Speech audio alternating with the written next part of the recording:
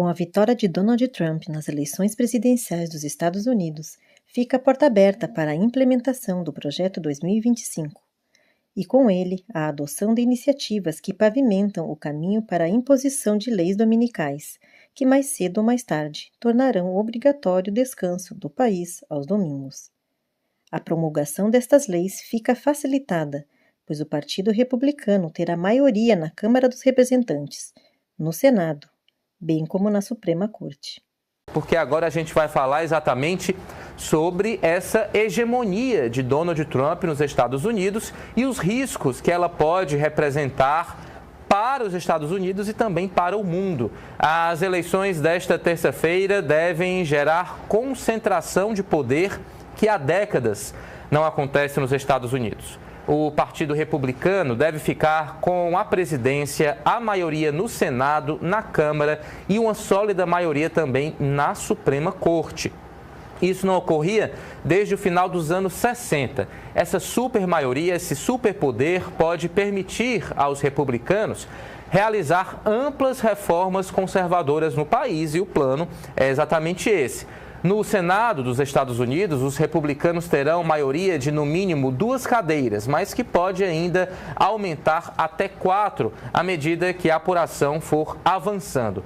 A definição da maioria na Câmara dos Deputados pode demorar um pouco mais, inclusive é até bom a gente colocar como é que está, mas tudo indica que a onda que elegeu Trump e deu o Senado aos republicanos deve também gerar uma maioria na Câmara dos Representantes. Já aconteceu várias vezes de um partido controlar o executivo e o legislativo nos Estados Unidos. O próprio Trump, em seu primeiro mandato, de 2017 a 2021, teve maioria no Congresso nos 2 anos iniciais, mas fazia décadas que nenhum partido tinha, além do controle do executivo e do legislativo, também essa maioria tão sólida na Suprema Corte. Nós devemos ter um avanço, principalmente das pautas ideológicas dos Estados Unidos. Isso é assunto para quem vai nos explicar tudo, é Américo Martins, o nosso analista sênior de internacional, que já está aparecendo aqui na tela. Américo, vai ser espaço para essa agenda ideológica, para os interesses que Trump defendeu na campanha e que fizeram com que mais pessoas votassem nele? Bom dia. Bom dia, Estevão. Prazer estar aqui com você. Bom dia a todos que nos acompanham no Novo Dia.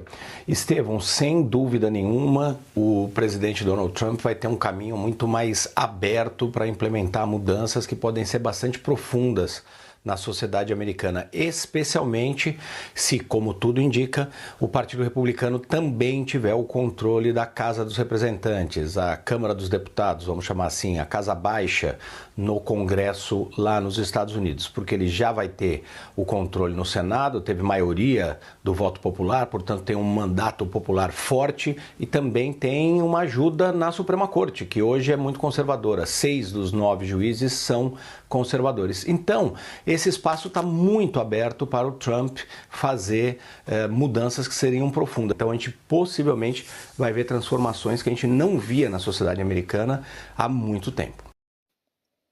Para quem ainda não tem conhecimento do que se trata este projeto, aqui trazemos algumas informações.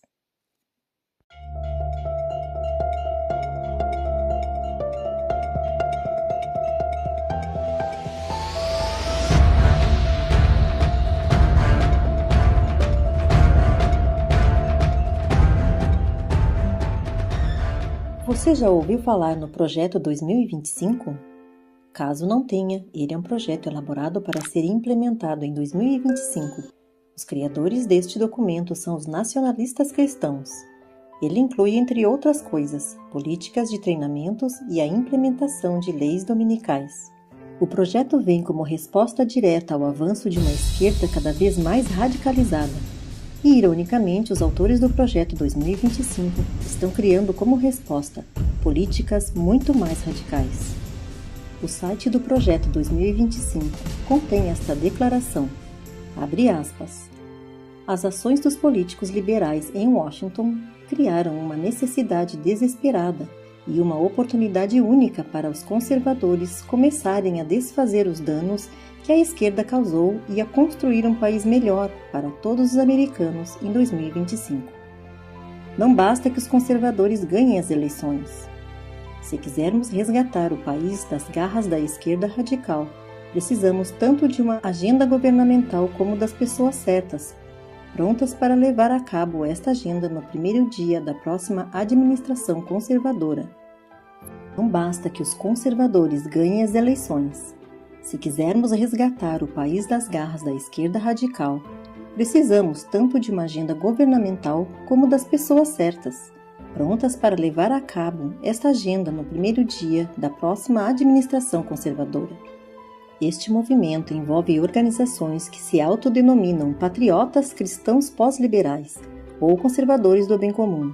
Para isso, eles querem unir a Igreja com o Estado. Ou, em outras palavras, o que diz em Apocalipse 13:14, dizendo aos que habitam na terra que fizessem uma imagem à besta, que recebera a ferida da espada e vivia. Deus deixou mensagens para o seu povo através dos seus servos, os profetas. Nosso dever é estudar as profecias, pois elas são a lâmpada que ilumina o nosso caminho para que não venhamos a tropeçar ou a ser enganados pelas artimanhas do inimigo das almas. Muitos, quando ouvem falar sobre o Projeto 2025, não se dão por conta do que está por trás desta iniciativa. Eles até elogiam as suas bases. Por isso, não devemos esquecer que o inimigo de Deus se utiliza das mais variadas armas para enganar, se possível, os próprios eleitos. Uma delas é a política.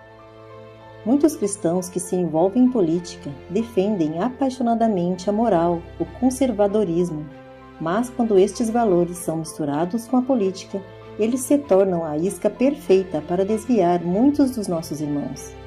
Por isso é imprescindível vigiar e orar. Quando falamos que a direita nacionalista será a força política para a implementação do decreto dominical, não é que estejamos de acordo com a esquerda. Pelo contrário, entendemos que esquerda e direita são apenas os dois lados da mesma moeda satânica, com a qual o inimigo de Deus arrasta muitos para a destruição. Uma olhada nesta seção do Projeto 2025, que trata sobre o descanso sabático. O Congresso deveria incentivar o descanso comunitário, alterando a Lei de Padrões Trabalhistas Justos, para exigir que os trabalhadores recebam remuneração extra por trabalhar no sábado. Esse dia seria domingo.